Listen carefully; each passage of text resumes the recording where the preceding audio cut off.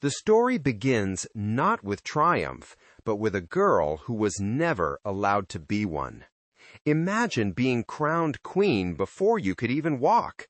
Imagine being sent away from your homeland, raised in a foreign court, and told that your future, your marriage, your identity, your very purpose had already been decided. This was the reality of Mary, Queen of Scots, a child born into power but stripped of choice. And by the age of just 16, she would rise to become Queen of France, only to lose everything within a single devastating year. This is not just a story of royalty. It is a story of destiny, politics, love, and loss, woven together in a way that feels almost too tragic to be real. Mary Stuart was born in December 1542, the only surviving legitimate child of King James V of Scotland. Just 6 days later, her father died, and the infant Mary became queen. A crown was placed upon her head before she could speak, before she could understand the weight it carried. Scotland, divided and vulnerable, quickly became a battleground, not only of armies, but of influence. England sought to control her future through marriage, while France saw an opportunity to secure an alliance that could shift the balance of power in Europe.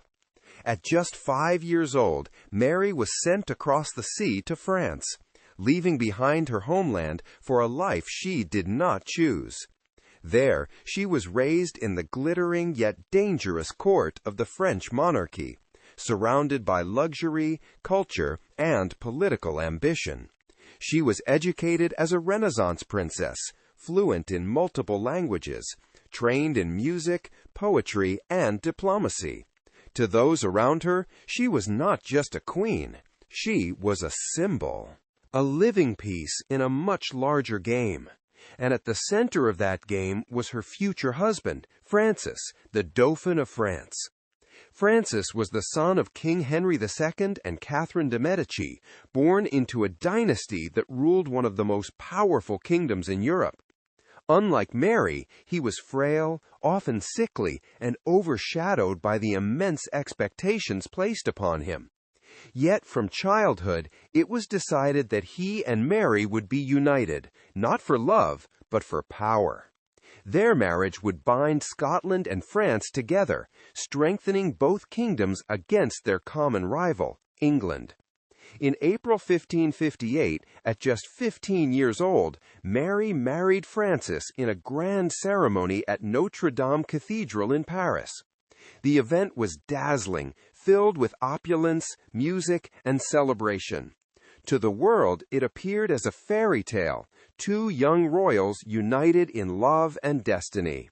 But beneath the glittering surface, the truth was far more complicated. This was a political union, carefully orchestrated to serve the interests of powerful men and nations. Mary, though intelligent and poised, had little control over her own fate. Her marriage was not about companionship, it was about alliance. And yet, there are whispers in history that suggest a quiet affection may have grown between her and Francis. Perhaps, in the midst of duty and expectation, they found some small comfort in one another.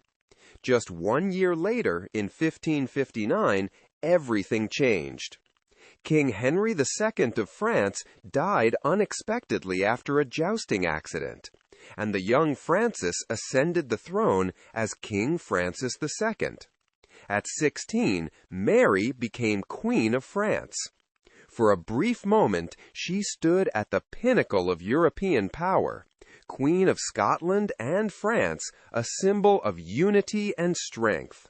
But that moment would not last. Francis II was weak in health and inexperienced in rule. Real power in France lay not with the young king, but with powerful noble families, particularly the Guise family, Mary's maternal relatives. This created tension within the French court, as rival factions vied for control. Meanwhile, France itself was on the brink of religious conflict as divisions between Catholics and Protestants grew more intense. Mary, still just a teenager, found herself at the center of a storm she could not control. And then, in December 1560, tragedy struck.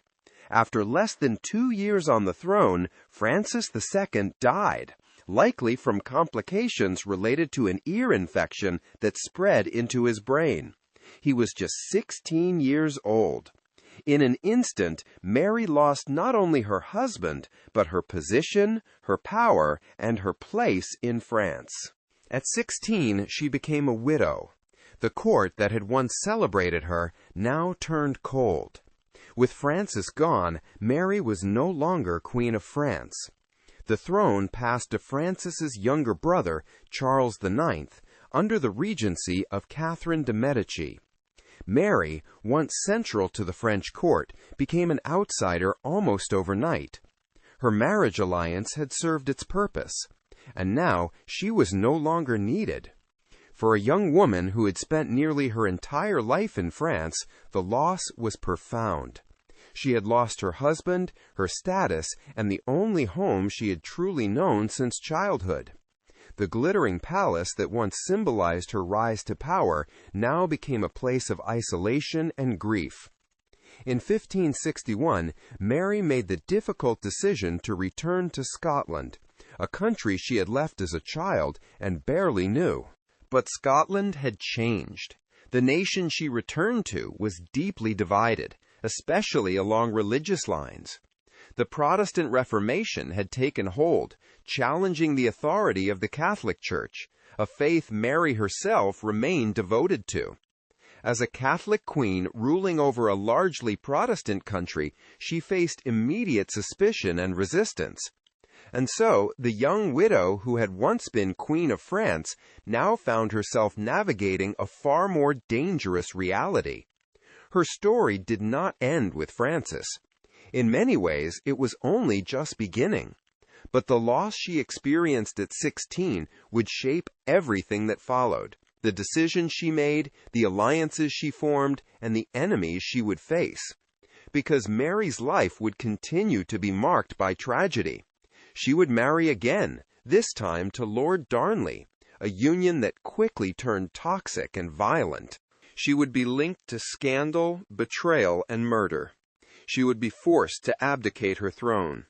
And ultimately, she would spend nearly 2 decades imprisoned in England under the watch of her cousin, Queen Elizabeth I.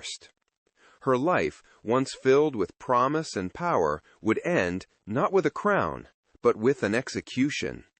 In 1587, Mary, Queen of Scots, was beheaded after being implicated in a plot against Elizabeth. She was 44 years old. But when we look back at her story, one moment stands out with haunting clarity, the moment when everything first unraveled. A queen at 15, a widow at 16. It is easy to view Mary as a tragic figure, a victim of circumstance and political ambition. And in many ways, she was. She was born into a world that valued power over people, alliances over autonomy. Her life was shaped by decisions made long before she could understand them. But there is also another side to her story. Mary was not merely a passive victim. She was intelligent, determined, and at times fiercely independent. She made choices, some wise, others disastrous, that influenced her fate. Her story is not just one of suffering, but of complexity, of a woman navigating a world that offered her both immense power and devastating vulnerability. And perhaps that is what makes her story so compelling, because it forces us to ask difficult questions. What does it mean to be born into power without freedom? How much control did Mary truly have over her destiny? And could her tragic fate have ever been avoided, or was it inevitable from the very beginning? In the end, Mary, Queen of Scots, remains one of history's most fascinating and tragic figures, not because she ruled successfully, but because she lived through a life shaped by forces far beyond her control. A girl who became a queen, a bride who became a widow, a ruler who became a prisoner, and a story that continues to echo through history. So now, as her story fades into silence, one question remains. Was Mary, Queen of Scots, a victim of a ruthless political world? Or did her own choices lead her to tragedy? Type your thoughts below.